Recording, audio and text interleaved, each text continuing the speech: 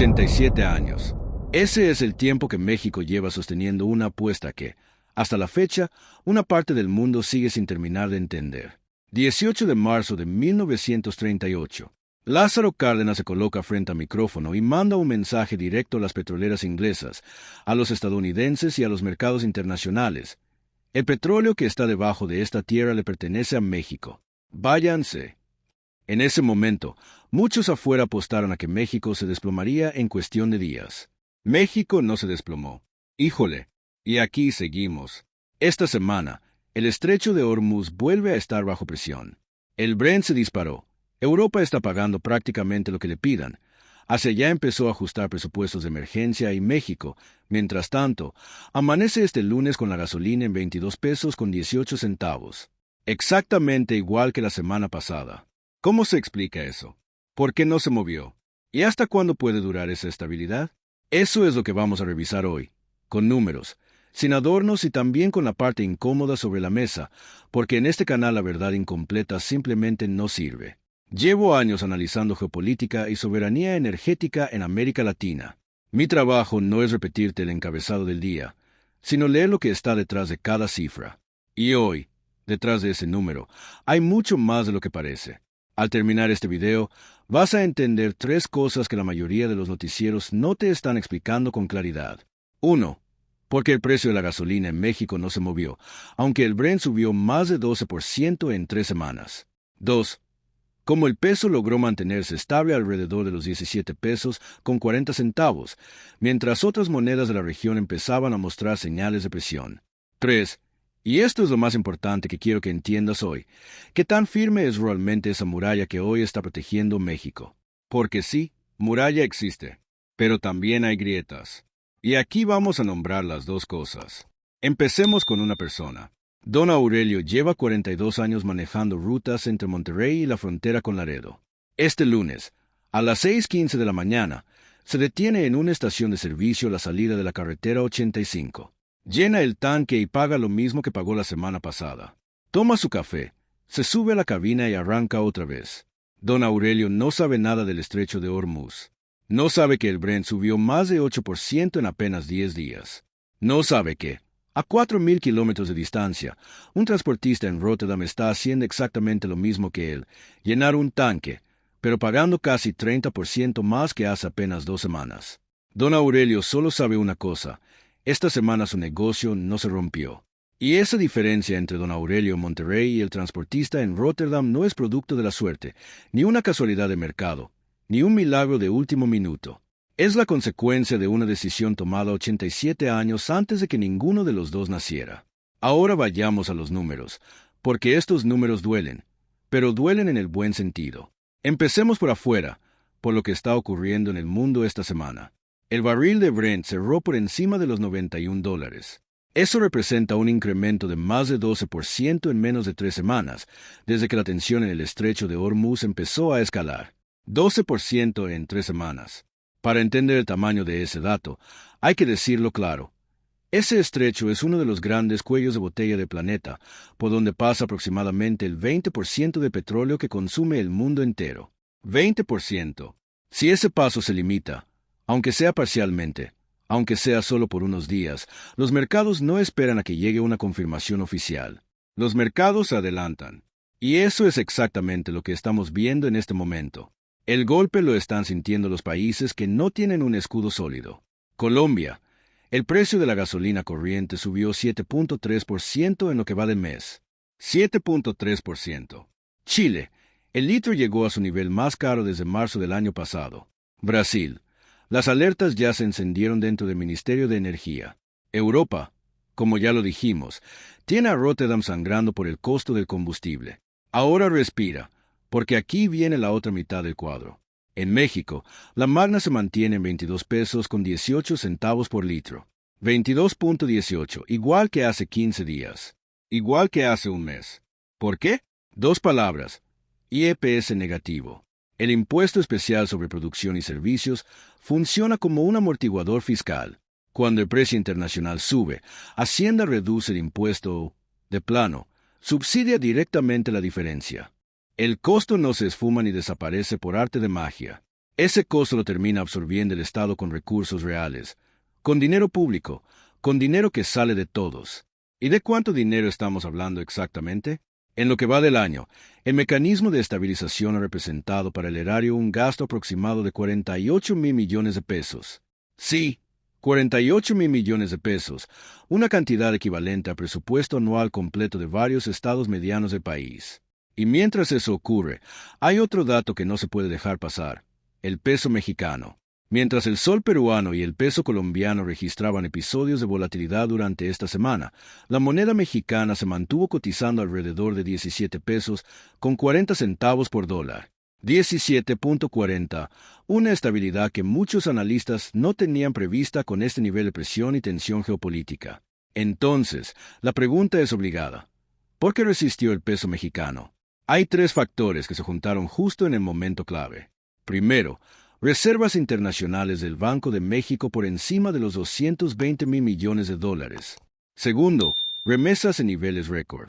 Y tercero, una política monetaria que no reaccionó con pánico ni mandó señales de descontrol. Hay que decirlo claro, esto no es casualidad, esto es arquitectura económica. Pero toda arquitectura, por sólida que parezca, también tiene puntos vulnerables. Y esos puntos débiles hay que ponerlos sobre la mesa ahora. Aquí me detengo porque este canal no existe para venderte una versión bonita de la historia. Este canal existe para decirte la verdad completa, incluida esa parte que incomoda, esa parte que muchas veces se intenta esconder debajo del discurso. Y la parte incómoda es esta: el escudo que está protegiendo a don Aurelio esta semana tiene grietas. Grietas reales. Y si hoy no las nombramos nosotros con claridad, mañana las va a nombrar la realidad en el peor momento posible. Primera fisura: Pemex. La empresa que funciona como columna vertebral de toda esta arquitectura energética arrastra una deuda cercana a los 100.000 millones de dólares. 100.000 millones de dólares.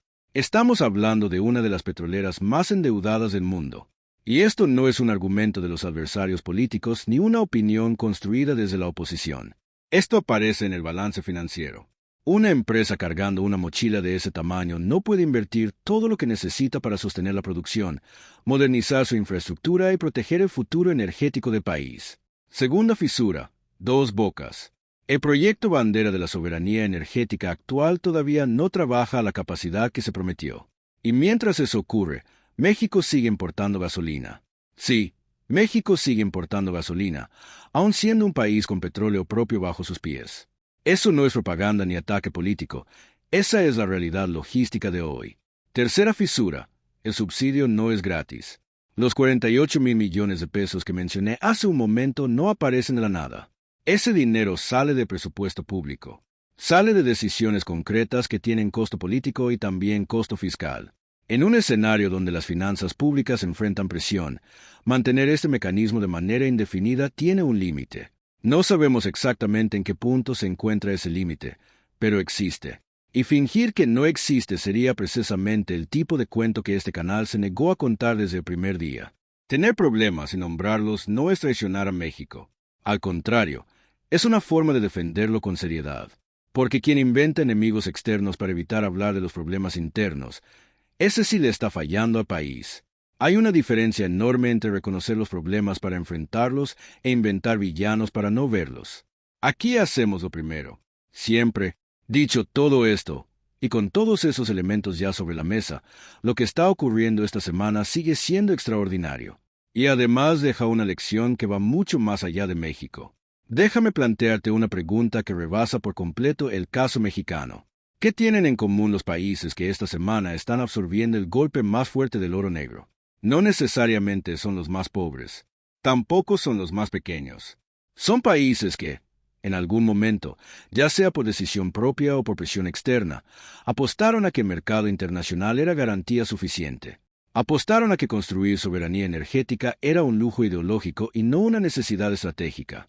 ¿Qué caro está saliendo ese argumento esta semana? La verdad es esta. Cuando el mundo se incendia, lo que separa a los países que resisten de los países que sangran no es únicamente el tamaño de su economía.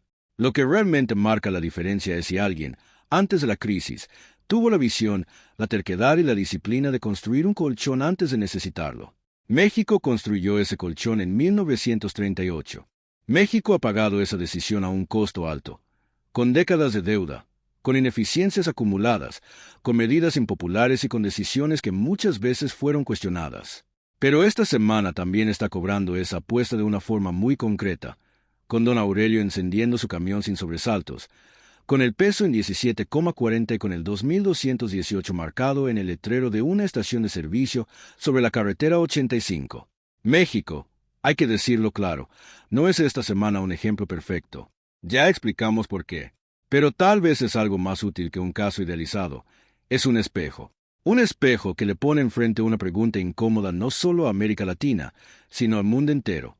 ¿Cuánto vale realmente la autonomía energética cuando el planeta deja de comportarse de manera predecible? No estamos hablando de una discusión en un documento académico. No hablamos de una mesa técnica ni de un foro de política pública. Hablamos de aquí y ahora, de esta semana, de lo que ocurre cuando los mercados se tensan, cuando el petróleo se mueve, cuando las rutas se vuelven frágiles y cuando los ciudadanos no quieren explicaciones, sino estabilidad. La decisión de Cárdenas en 1938 fue mucho más que una medida económica. Fue una apuesta de fondo, una apuesta civilizatoria. La idea de que un país tiene el derecho, pero también la obligación, de controlar aquello que mueve su economía antes de que alguien más lo controle desde afuera. Esa apuesta, al menos esta semana, está dando resultados. Ahora la pregunta ya no se la hago a México como concepto abstracto. Te la hago a ti.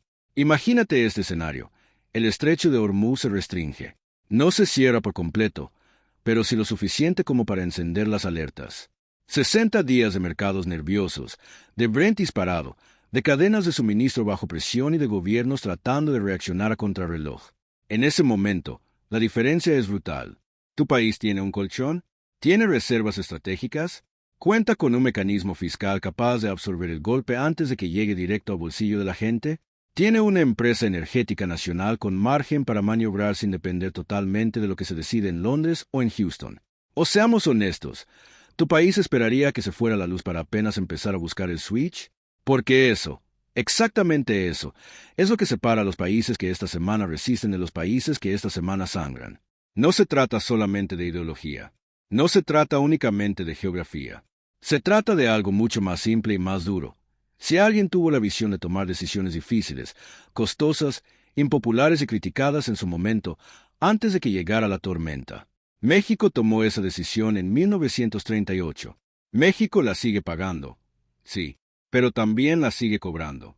Y la pregunta que queda sobre la mesa, la que de verdad importa, no es si México lo hizo perfecto. La pregunta real es qué estamos haciendo hoy con aquello que Cárdenas dejó. Entonces llegamos al punto más incómodo, al que no tiene una respuesta sencilla. México tiene un escudo. Esta semana ese escudo está funcionando. Los números lo muestran. Don Aurelio lo vive sin necesidad de explicarlo, y 87 años de historia están detrás de ese momento cotidiano. Pero tener un escudo no significa automáticamente saber usarlo bien. Tampoco significa invertir lo necesario para fortalecerlo. Mucho menos significa prepararlo para la siguiente tormenta, porque la próxima tormenta va a llegar. Siempre llega. La pregunta que me queda dando vueltas, y que también te dejo a ti, es esta. ¿México está usando esta ventaja con la inteligencia que exige este momento? No hablo solo del gobierno federal. Hablo también de nosotros, de la conversación pública, de lo que exigimos, de lo que medimos, de lo que celebramos y de lo que criticamos. Porque la historia de 1938 no terminó en 1938. Esa historia continúa en las decisiones que se toman hoy con lo que Cárdenas dejó. Y esa historia, la neta, todavía la estamos escribiendo. Déjame tu opinión en los comentarios. ¿Crees que México está usando bien su soberanía energética o la está desperdiciando? Quiero leer lo que piensas. Si este análisis te aportó algo, compártelo. Hay personas en tu círculo que necesitan entender este tema más allá del titular. Soy Voz de Sanebund. Nos vemos en el siguiente análisis.